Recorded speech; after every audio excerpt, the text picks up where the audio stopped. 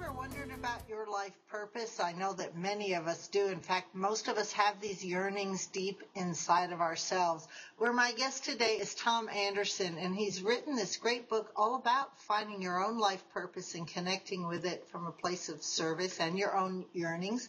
Your place in the world, creating a life of vision, purpose, and service. Welcome to the show, Tom. Tell me, what is your life purpose? Well, my life purpose is to help others to find theirs. I say that my passion in life is to help other people to find their passion. A lot of reference and a lot of connection with Native Americans. Do you find that the Native American journey is a way for a lot of people to find their life purpose, or does it depend on other circumstances? Well, I think it depends on other circumstances. The main piece of the Native American references and tools and ideas in this book are around the idea of the vision quest. And in this country, in the United States, when we think about vision quest, we do often think about the Native American concept of the vision quest. But in fact, a vision quest is something that has, in different forms, is practiced in cultures all over the world and have been practiced in all kinds of time periods, not just with the Native American traditions here in North America. And what fascinates me so much is the fact that all these cultures all over the world have something similar to the Native American vision quest. And Joseph Campbell, the mythologist and the writer, talks about these vision quest ceremonies as being an innate need that we as human beings have to take something called the hero's journey. Right. The vision quest actually follows the stages of the hero's journey, and it's as if it's something that we have in our DNA, this yearning to know who we are and why we're here, and then to express it into the world and our lives in some meaningful way. Is life purpose more than just being in the world and helping your neighbor, though? Can it be that simple, I guess, is my question.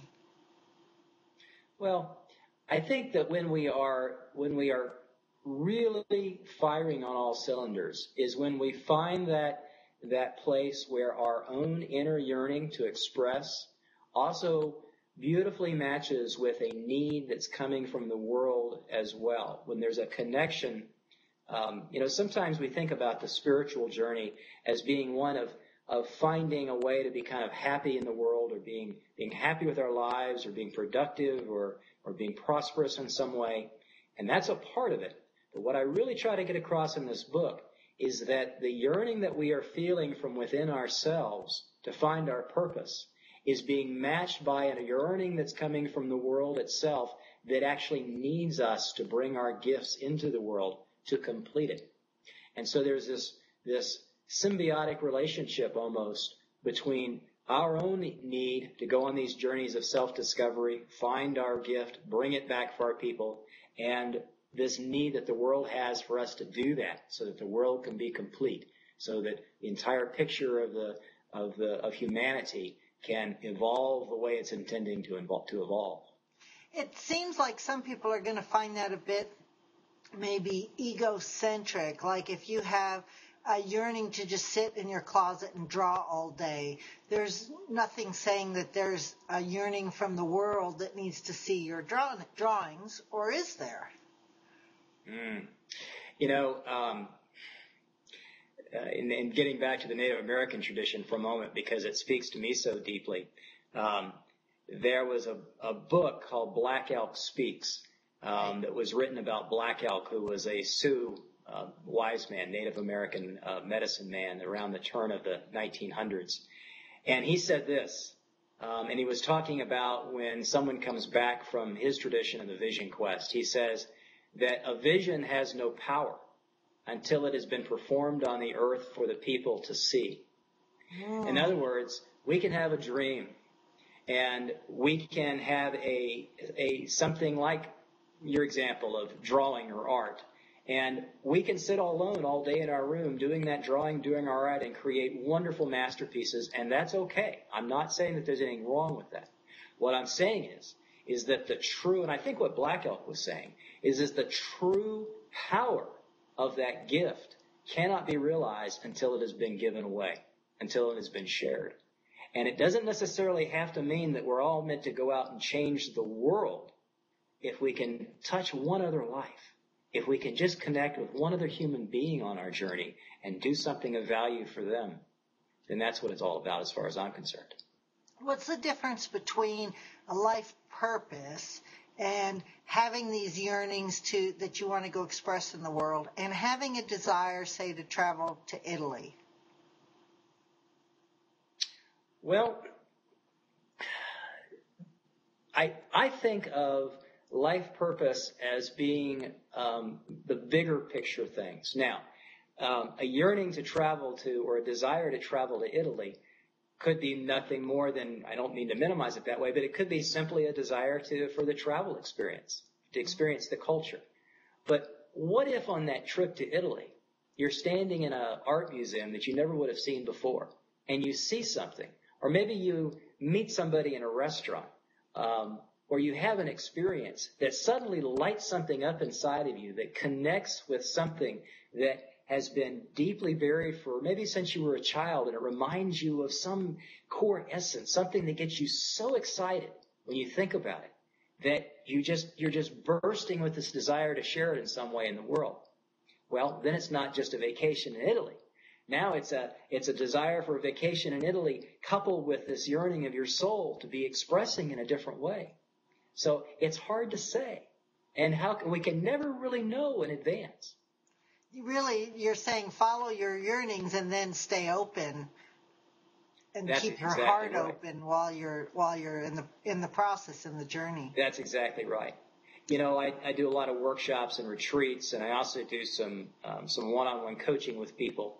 And a lot of times, my individual path followed the same kind of journey, the same kind of path, is that when we start having these feelings of, something's not right, there needs to be a change in my life, we immediately try to go to form. In other words, we immediately try, in our humanness and our minds, we're kind of conditioned to put form on our yearnings right away.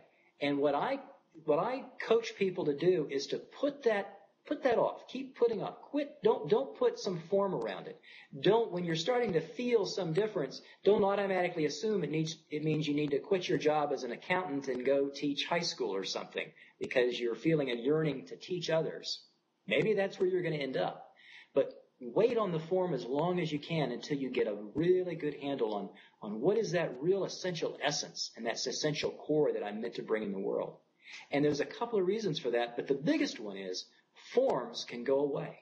And we're seeing in this economy right now all kinds of forms called jobs going away.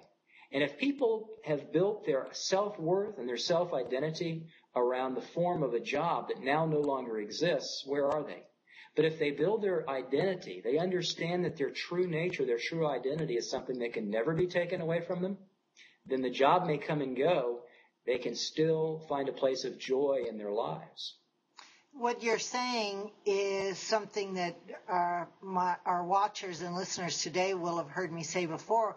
What I think you're saying is to be who you are and bring that purpose into everything you do and everywhere you go, because your purpose isn't your job.